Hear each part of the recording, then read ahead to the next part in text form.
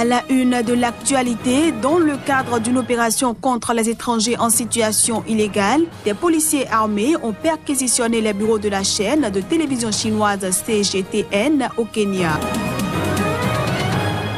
En Afrique du Sud, 3 pompiers sont morts ce mercredi lors de l'incendie spectaculaire d'une tour du centre-ville de la mégapole de Johannesburg.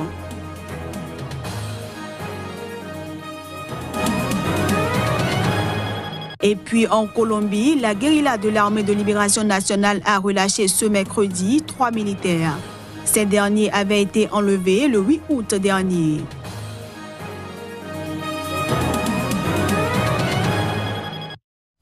Voilà pour le sommaire. Bienvenue à tous. En République démocratique du Congo, la Cour constitutionnelle a définitivement exclu Jean-Pierre Bemba de la course à la présidentielle lundi dernier en raison de sa condamnation pour subornation de témoins par la Cour pénale internationale. Suite à cette décision, le MLC, le parti du sénateur, accuse le pouvoir de manipuler la justice et la commission électorale nationale indépendante. Le MLC affirme qu'elle va évaluer dans un bref délai sa participation ou non au processus électoral. Cependant, il invite ses militants à rester vigilants pour atteindre le but de l'alternance du pouvoir, tant attendu par le peuple congolais. De ce qui précède, 1. Le MLC et ses alliés se sont engagés à évaluer dans un plus bref délai l'ensemble du processus électoral et communiquer sur la décision des poursuites ou non de leur participation au processus en cours. 2. Le MLC maintient sa collaboration avec toutes les forces vives de la nation afin de faire échec aux institutions inféodées, notamment la Cour constitutionnelle. 3. Le MLC rappelle à l'opinion tant nationale qu'internationale sa bonne foi suffisamment démontrée pour l'aboutissement heureux de ces processus. À ce jour, personne ne pourra lui reprocher une inclinaison active vers des actions citoyennes de grande envergure. 4. Le MLC annonce par conséquent la mise sur pied d'un comité de crise en collaboration avec les autres forces de changement pour élaborer un agenda des actions citoyennes afin d'amener le peuple congolais à reconquérir ses droits souverains confisqués par un groupe de prédateurs. Parlons toujours de l'invalidation de la candidature de Jean-Pierre Bemba à la présidentielle du 23 décembre prochain. La population déçue par cette décision dénonce la manipulation de la justice congolaise par le pouvoir. C'était prévisible, donc je ne peux pas rêver. Je sais déjà que sa candidature devait être invalidée ou il devait continuer à confirmer son invalidation. Parce que la Cour constitutionnelle qui est établie, c'est une cour qui travaille sur base des injonctions de la personne qui a installé la cour. Donc ils ne peuvent pas revalider la candidature de Bemba s'ils ont reçu des injonctions de confirmer l'invalidation. La Cour constitutionnelle s'est permis d'entretenir cette confusion et d'invalider la candidature de Bemba. Mais nous, le militaire du MLC, nous nous posons la question de savoir aujourd'hui, qu'adviendra-t-il si la CPI déclarait Bemba innocent? La Cour va-t-elle revenir une fois de plus parce que c'est un dernier ressort qu'elle statue. Donc voilà un peu les questionnements de ce jour. Nous sommes déçus. En tout cas, c'est un regret pour nous. On est déçus de cette décision qui, une fois de plus, démontre que notre Cour, elle est du PACO. Elle vient de jeter l'opprobre sur l'image de notre pays.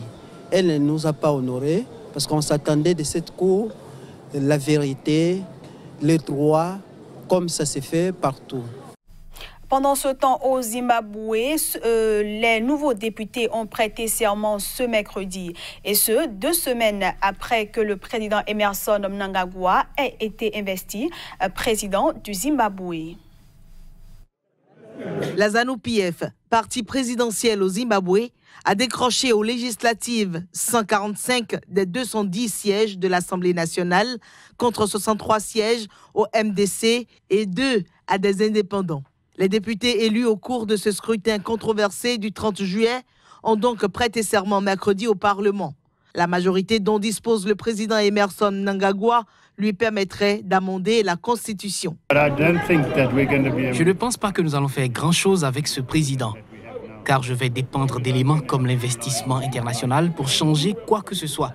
Et si nous n'en obtenons pas, je ne serai pas en mesure d'y arriver. J'ai besoin du président Chamisa pour que nous puissions travailler ensemble afin d'obtenir des investisseurs internationaux et autres, mais je ne m'attends pas à ce que le gouvernement soit en mesure de le faire. Si vous avez écouté le président lorsqu'il a pris la parole, vous constaterez qu'il s'emploie à ouvrir le pays, à le réengager, et nous estimons qu'à mesure que nous entrons dans ce Parlement, la loi qui doit être présentée a trait à l'ouverture de notre espace économique.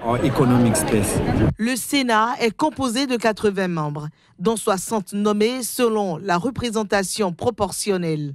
18 chefs traditionnels pour la plupart, acquis à la ZANU-PF, et 2 représentants les handicapés.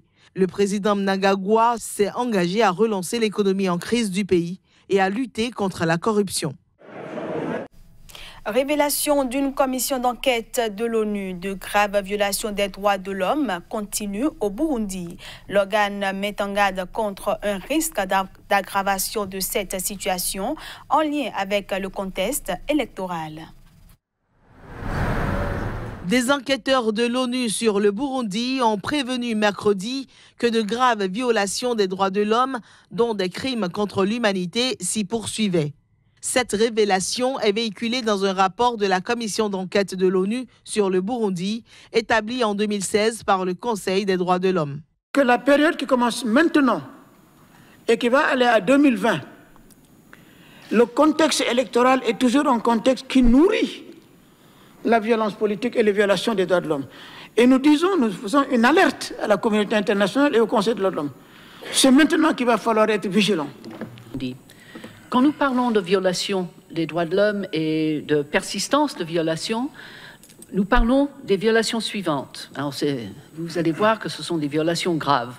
Des exécutions arbitraires, des arrestations et détentions arbitraires, torture, autres traitements cruels et inhumains, violences sexuelles, violation des libertés publiques et violation des droits économiques et sociaux.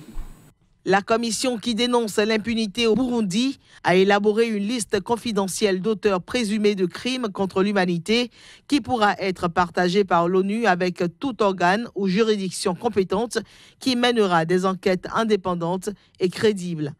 La commission demande par ailleurs au Conseil des droits de l'homme, dont la prochaine session démarre lundi, de prolonger son mandat pour une année supplémentaire. Allons cette fois-ci au Kenya où les bureaux de la chaîne de télévision chinoise CGTN ont été perquisitionnés par des policiers armés.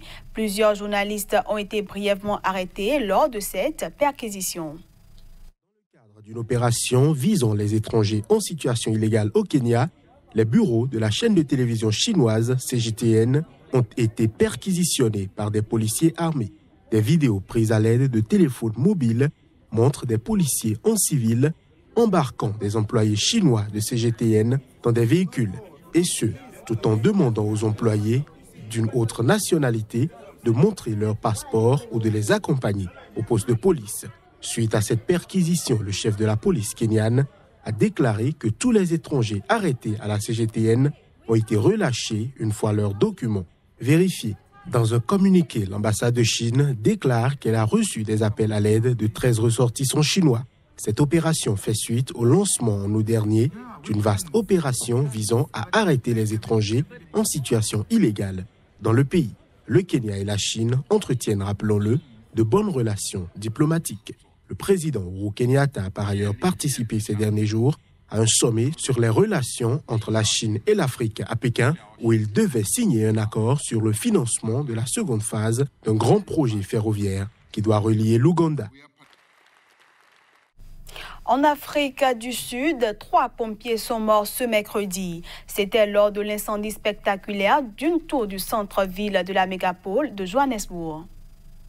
3 pompiers sud-africains sont morts ce mercredi lors de l'incendie spectaculaire d'une tour du centre-ville de la mégapole de Johannesburg. L'une des victimes a glissé et est tombée du 23e étage du bâtiment. Les 2 autres victimes sont décédées après avoir inhalé des fumées toxiques.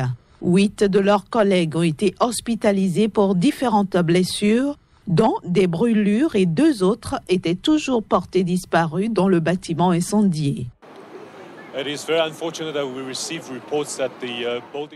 Il est particulièrement malheureux de recevoir l'information que le bâtiment derrière nous, un bâtiment qui appartient à l'administration de la santé de la province du Gauteng, a pris feu. Nous sommes totalement dévastés. We are extremely devastated, but as the details, but I think I just want to give our deepest condolences. This is one of the most. Je veux juste transmettre mes plus profondes condoléances. C'est l'une des pires choses qui nous soit arrivée dans cette ville, mais les services d'urgence sont déployés en force ici, les collègues de la province de Gauteng ainsi que des membres des services de secours privés. From the private rescue institutes. Le feu s'est déclaré ce mercredi matin dans le gratte-ciel qui accueille plusieurs services du gouvernement provincial. Suite à l'incendie, des hélicoptères de la police ont été appelés en renfort pour déposer des pompiers sur le toit du bâtiment pour évacuer certains de ses occupants.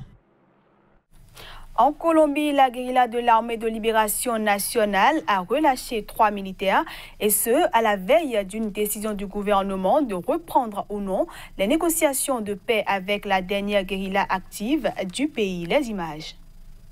La guérilla colombienne de l'armée de libération nationale a relâché ce mercredi 3 militaires. Remis à une commission humanitaire formée par le défenseur et l'Église catholique, ils sont en cours de transfert vers la ville d'Aruca, près de la frontière vénézuélienne. Aucune autorité n'a pu préciser l'état de santé des ex-otages. Les 3 soldats étaient tombés aux mains des rebelles le 8 août dernier, alors qu'ils étaient mobilisés dans cette région du nord-est de la Colombie.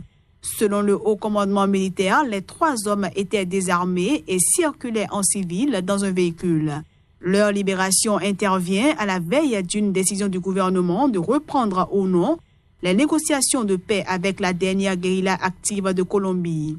Officiellement considérée après les accords de paix avec les FARC comme étant la dernière guérilla active en Colombie, l'ELN a intensifié son recours aux prises d'otages après la fin d'un cycle de négociations le 1er août dernier à Cuba. Depuis, 9 personnes ont été enlevées, dont les 3 militaires relâchés. Pour sa part, le nouveau président colombien, le conservateur Iván Duque, a indiqué qu'il se donnait un délai d'1 mois qui expire ce jeudi pour décider d'une reprise des pourparlers de paix avec l'ELN après le désarmement et la transformation en parti politique de la guérilla des FARC l'année dernière. Et voilà, mesdames, messieurs, c'est sur cette dernière information que nous mettons un terme à cette édition, que je vous remercie d'avoir suivi.